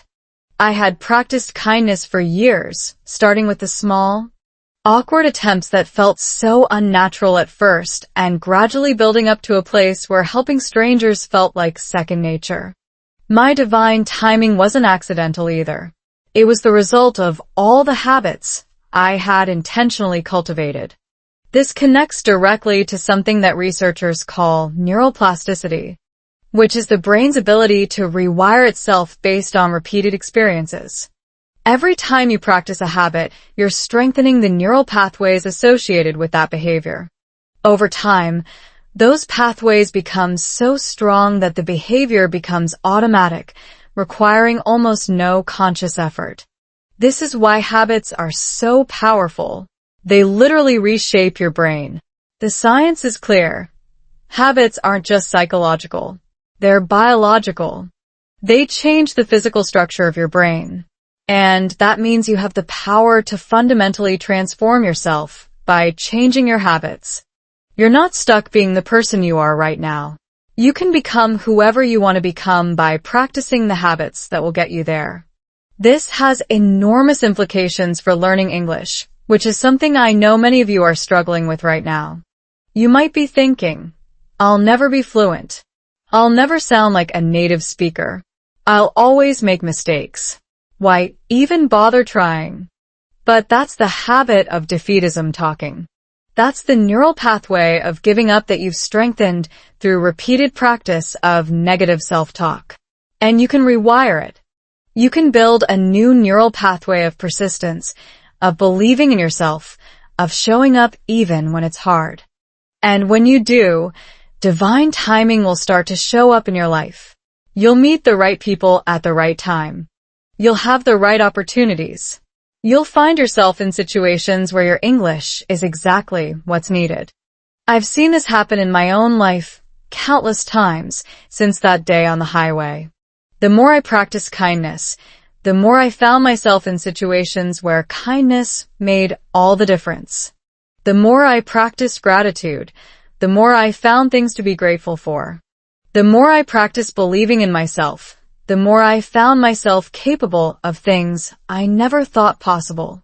My English improved not because I studied grammar books for hours every day, but because I built the habit of practicing with real people, of making mistakes and learning from them, of showing up and trying even when I felt stupid.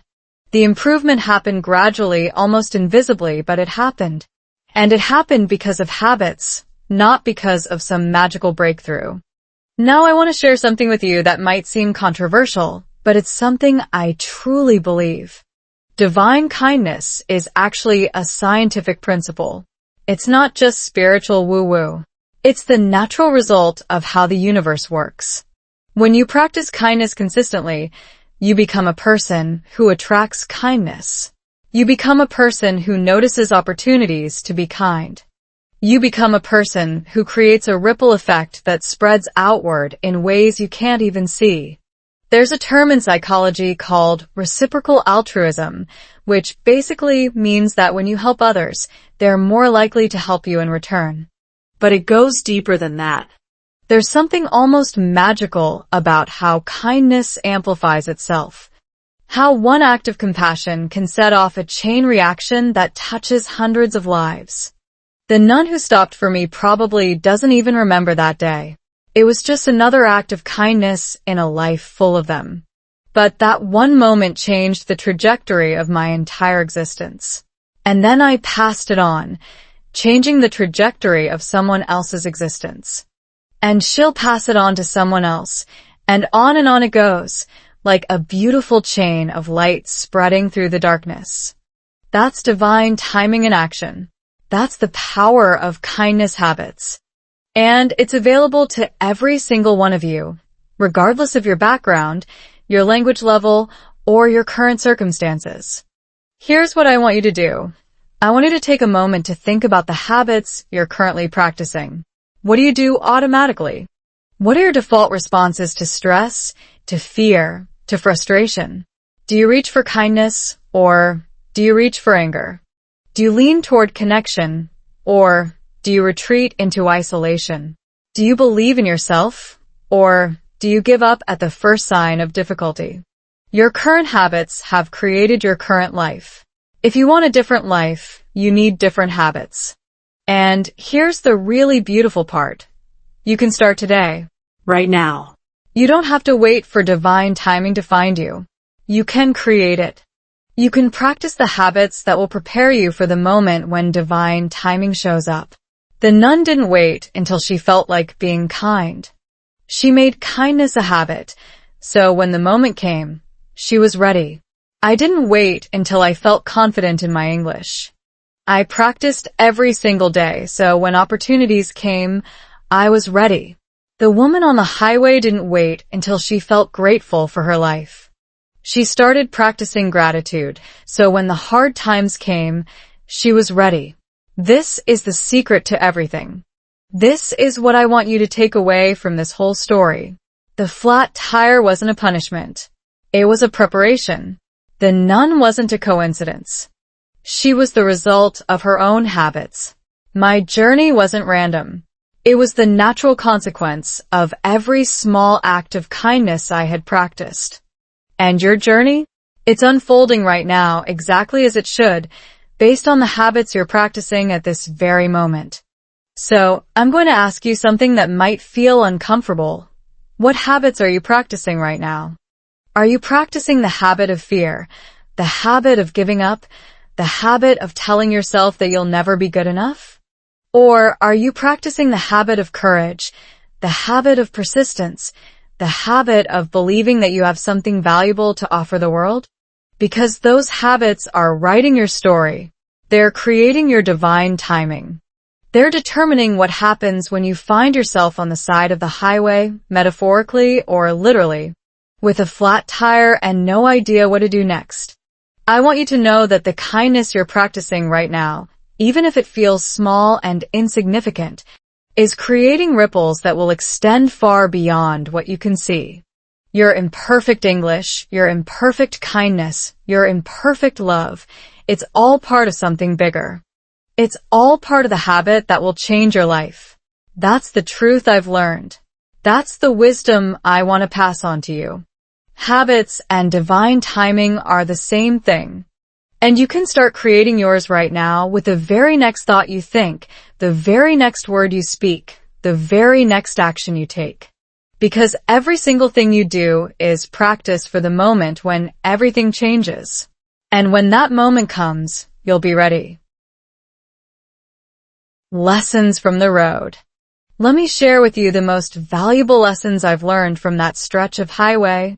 From the moment my tire went flat to the countless moments since then when I found myself on the side of the road, metaphorically and literally, learning and growing and becoming more of who I was meant to be. These aren't just lessons about changing tires or practicing kindness.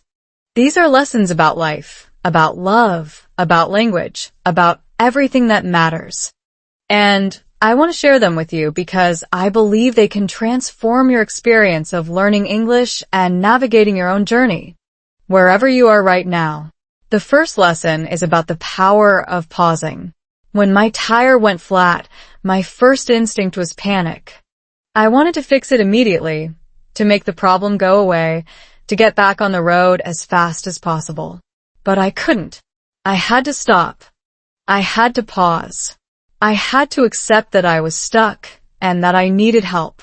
And that pause, that forced stillness, was exactly what I needed. It created space for the miracle to happen. So many of us are so busy rushing through life that we don't give ourselves permission to pause. We don't allow ourselves to be stuck. We don't accept that sometimes the only thing we can do is wait. But the pause is where the magic happens. The pause is where we see things we couldn't see before. The pause is where we connect with people we wouldn't have noticed otherwise. If I hadn't been forced to stop, I never would have met that nun. I never would have received her wisdom. I never would have started the journey that transformed my entire life. The second lesson is about the unexpected messengers of kindness. The person who helped me wasn't someone I expected. She wasn't a friend or a family member or someone from my own community. She was a stranger from a completely different background, a nun in a blue habit who had no reason to care about me, but chose to anyway. And that taught me something profound. Kindness doesn't come in the packages we expect. The people who can help us most are often the ones we least expect. The people who can teach us most are often the ones who look nothing like us.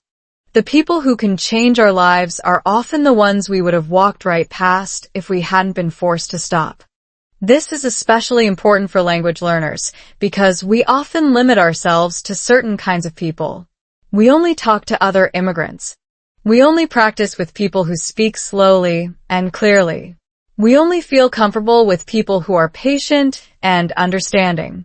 But the person who can really push you to grow might be someone who doesn't fit that mold. The person who can really challenge you to improve might be someone who doesn't speak slowly, who doesn't have patience, who pushes you out of your comfort zone. And that's okay. That's how growth happens. The third lesson is about the habit of noticing. The nun didn't just stop because she happened to be passing by. She stopped because she had trained herself to notice. She was paying attention to the world around her, looking for opportunities to help, ready to act when she saw someone in need. Most people drove right past me that day. They didn't notice. Or if they noticed, they didn't care. But she noticed. And that changed everything.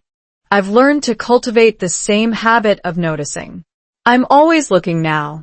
Always paying attention. Always ready to see someone who might need a little kindness, a little help, a little acknowledgement that they exist and matter. And you know what I discovered? When you start noticing, you see things you never saw before. You see the person struggling with their grocery bags. You see the mother trying to calm her screaming child. You see the elderly person who needs a hand crossing the street. You see the immigrant who is clearly confused and overwhelmed and desperately wants someone to help them navigate this complicated country. And every time you notice and act, you're not just helping them. You're strengthening your own habit of noticing. You're training your brain to be more attuned to the needs of others. You're becoming more compassionate, more connected, more human. The fourth lesson is about the timing of divine kindness.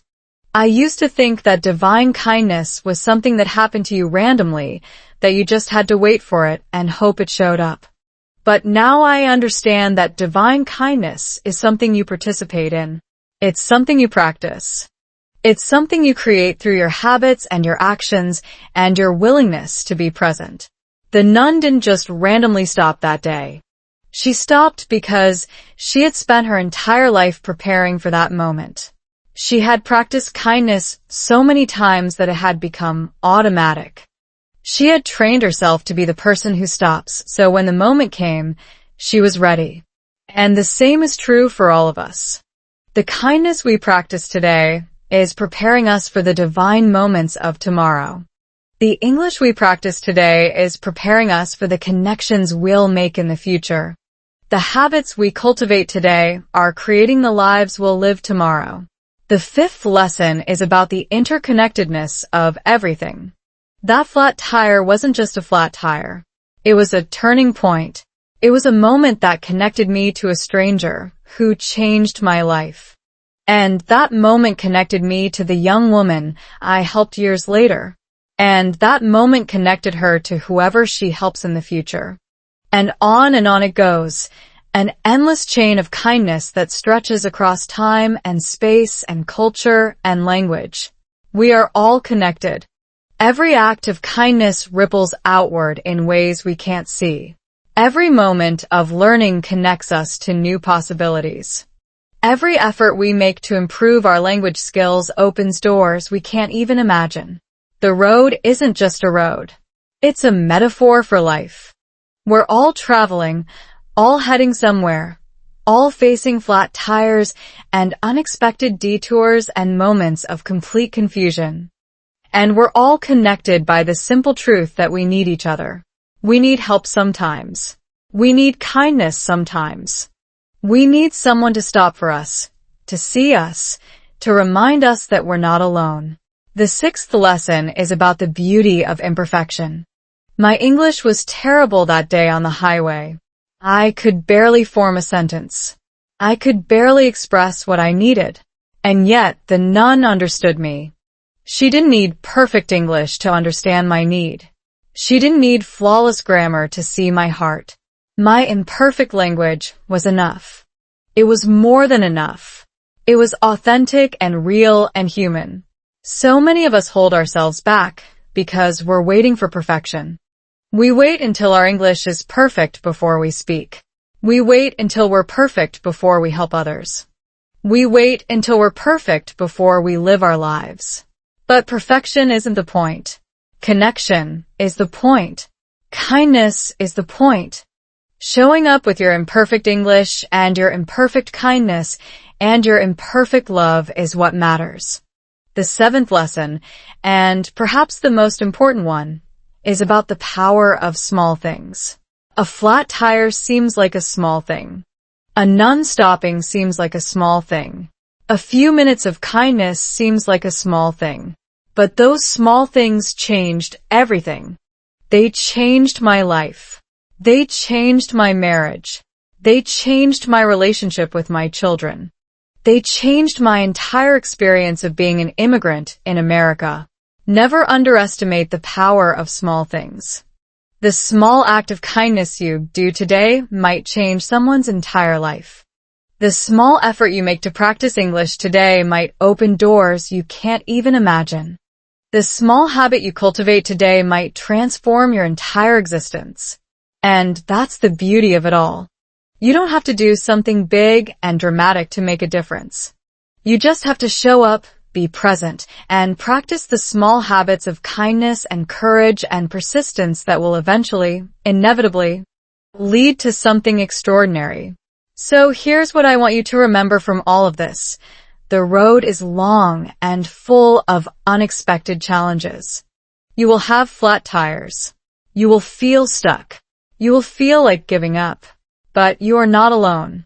Help is always coming, sometimes in the most unexpected forms. And more importantly, you have the power to become the help.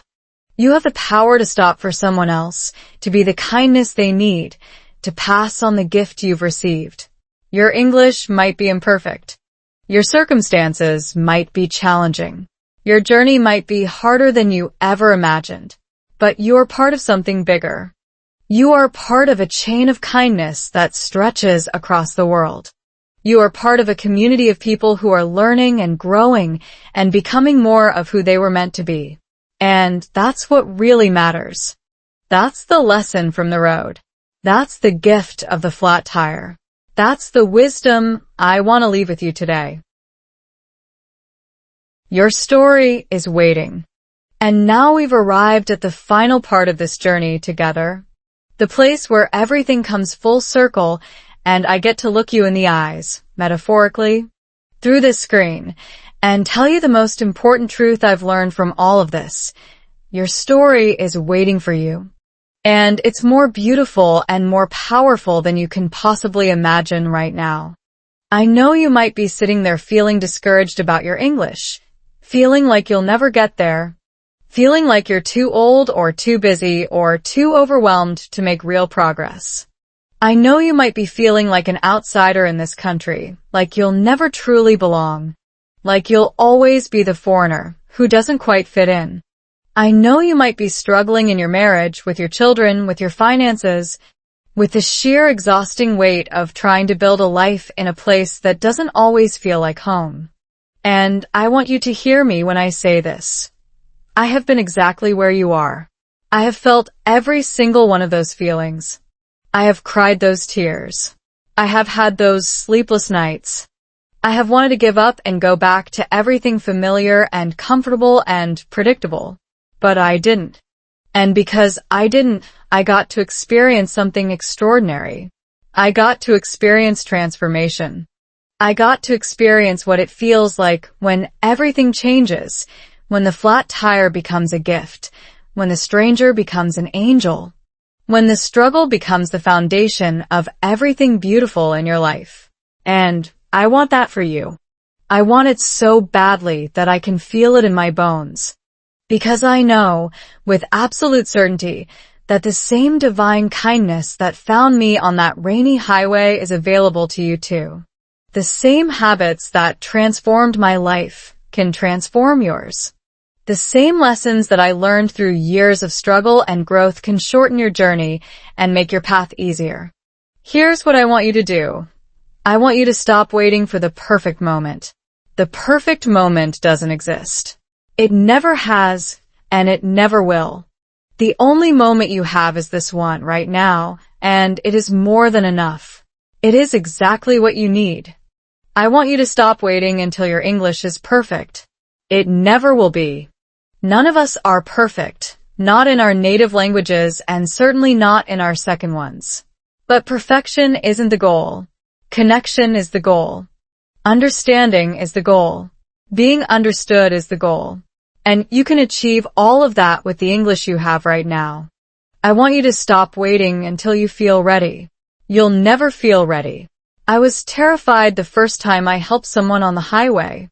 I was shaking and sweaty and convinced I was going to mess everything up. But I did it anyway. And because I did it anyway, I discovered that I was more capable than I had ever imagined. I want you to stop waiting until you feel like you belong. Belonging isn't something you wait for. It's something you create. It's something you build through connection, through kindness, through showing up and being present, and giving what you have to give. The more you give, the more you belong. The more you connect, the more you feel at home. The more you practice kindness, the more you realize that home isn't a place, it's a feeling.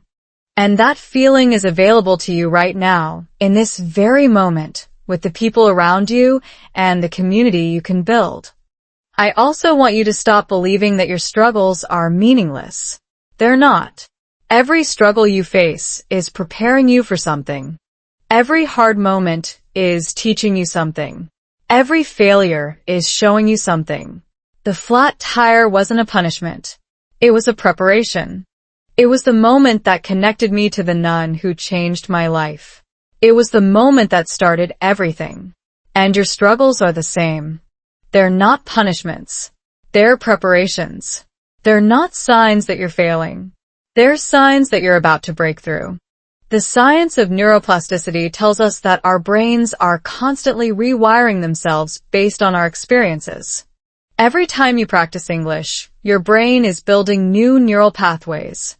Every time you show kindness, your brain is strengthening the networks associated with compassion.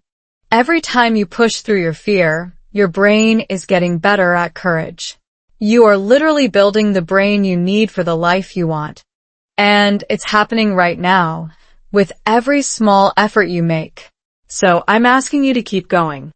I'm asking you to practice your English every single day, even when it feels impossible, even when you make mistakes, even when you feel stupid. I'm asking you to practice kindness every single day, even when it feels awkward, even when you don't know what to say, even when you're scared. I'm asking you to practice gratitude every single day, even when everything feels hard, even when you can't see the good, even when you want to give up. Because those small habits are building something extraordinary. They're building the life you've been dreaming of. They're building the future you want for yourself and your children. They're building the person you were always meant to become. And I promise you, the divine timing will show up. The opportunities will come. The people who need you will find you. The kindness you've been practicing will come back to you in ways you can't even imagine. It happened to me. It will happen to you. There's a quote I love that I want to leave with you, something that captures everything I've been trying to say in this entire story. Kindness is the language which the deaf can hear and the blind can see. That's from Mark Twain, and it's been a guiding light for me throughout my journey. Because it reminds me that kindness transcends everything, language, culture, circumstances, all of it. When you're kind, people understand you. When you're kind, you connect. When you're kind, you belong. And that's what I want for you. I want you to know that your imperfect English is beautiful. Your imperfect kindness is powerful. Your imperfect story is worth telling. You don't need to be perfect to make a difference. You just need to show up, be present, and practice the habits that will transform your life. So here we are at the end of this journey, but really, it's just the beginning. Your story is waiting for you. It's waiting for you to stop for someone. It's waiting for you to practice kindness until it becomes second nature. It's waiting for you to believe, with all your heart, that you are capable of more than you ever imagined. I believe in you. I believe in your capacity to grow, to learn, to transform. I believe in your ability to find your way, even when the road is hard and the signs are confusing. I believe that you are part of something bigger than yourself, something that connects all of us in a web of kindness and compassion and love. And I believe that your best days are ahead of you. Your flat tire is coming. Your none is coming. Your transformation is coming. But you have to be ready. You have to practice. You have to build the habits that will prepare you for the moment when everything changes. So go do it. Start today. Start right now. Practice your English. Practice your kindness. Practice your gratitude.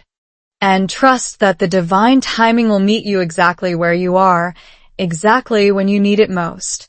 Thank you for being on this journey with me. Thank you for listening to my story. Your story is waiting, and it's going to be absolutely beautiful. And so, my dear friend, we've reached the end of this journey together, but I want you to understand something with absolute clarity. This is not really an ending. This is a beginning. This is the moment where everything I've shared with you becomes yours to carry forward, to build upon, to transform into your own beautiful, imperfect, extraordinary story. The flat tire on that rainy Virginia highway wasn't just my story. It's your story too.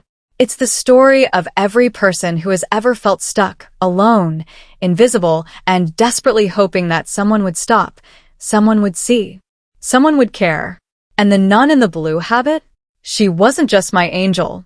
She's your angel too, waiting for you in the most unexpected places, showing up in the most unexpected forms, ready to remind you that you are never truly alone. But here's the thing I need you to understand more than anything else. The angel is also you. You are the one who stops for others.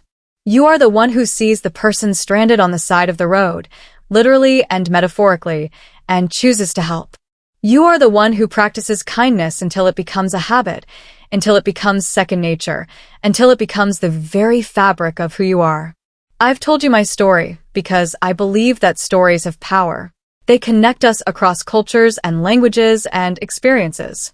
They remind us that we're all human, all struggling, all hoping for the same things: love, belonging, meaning, purpose. And your story right now is in the middle of being written. You might be in the chapter where everything feels hopeless. You might be in the chapter where you're learning and growing, but don't see the progress yet. You might be in the chapter where you're finally starting to see the light after a long period of darkness. Wherever you are, I want you to know that every single page matters. Every struggle matters. Every small act of kindness matters. Every English word you learn matters. Every time you show up and try again matters. The science backs this up. The psychology backs this up. The wisdom of every spiritual tradition across the world backs this up. Habits create your reality. Kindness rewires your brain. Persistence transforms your life. And the divine timing that you're waiting for? It's already happening. It's happening in the small moments. It's happening in the quiet choices. It's happening in the daily practice of being just a little bit better than you were yesterday. So, I'm going to leave you with a challenge, but it's not a challenge to do something big and dramatic. It's a challenge to do something small and consistent. Every single day, I want you to practice kindness. Not just the big kind, but the small kind, the kind that costs you nothing but can change everything. Smile at a stranger. Say thank you to someone who's having a hard day. Stop for someone who needs help, even if you're busy, even if you're tired, even if you're scared. And every single day, I want you to practice your English. Not perfectly, but persistently. Not flawlessly, but faithfully. Not because you need to be perfect, but because you deserve to be heard. Every single day, I want you to practice gratitude. Find 3 things to be grateful for, even on the hardest days, even when you can't see the good, even when everything feels like it's falling apart. Because gratitude is the habit that opens the door to everything else. It's the habit that allows you to see the kindness that's already there. It's the habit that prepares you for the divine timing that's coming. And when you practice these habits, day after day, week after week, year after year, something miraculous will happen. You will transform. Your English will improve. Your kindness will multiply. Your gratitude will deepen. And one day, you'll look back at where you started, and you won't even recognize the person you used to be. You'll be someone who stops for strangers. Someone who gives without expecting anything in return. Someone who believes, with every fiber of your being, that kindness is the most powerful force in the universe. And that's who you were always meant to be. It's who I became because of a nun in a blue habit on a rainy highway. And it's who you can become, starting right now, with the very next breath you take. I want to thank you, from the bottom of my heart, for listening to my story, for being patient with my imperfect English, for being open to the lessons I've shared, for being brave enough to be on your own journey. This video was created for you because I believe that you are capable of extraordinary things. I believe that your story is waiting for you and that it's going to be absolutely beautiful. And I want to be there to help you on your journey. That's why I'm going to keep making videos like this, stories that teach, inspire, and remind you that you're not alone. Stories that help you practice your English while learning the most important lessons about life and love and kindness. If you've made it this far, if you've listened to my entire story, if you feel even a little bit inspired to keep going, I have one simple request for you. Take action right now. Hit that subscribe button. Click the like button. Leave a comment telling me one habit you're going to practice starting today. Because when you subscribe, you're not just helping me. You're helping yourself. You're making a commitment to your own growth. You're joining a community of people who believe in the power of stories, the power of kindness, and the power of never giving up. And I promise you, I'll be here for you. I'll keep sharing stories that challenge you, inspire you, and help you grow. I'll keep practicing my English right alongside you, making mistakes and learning and trying again. I'll keep being the person who stops, because that's who I've become. And I want to help you become that person too.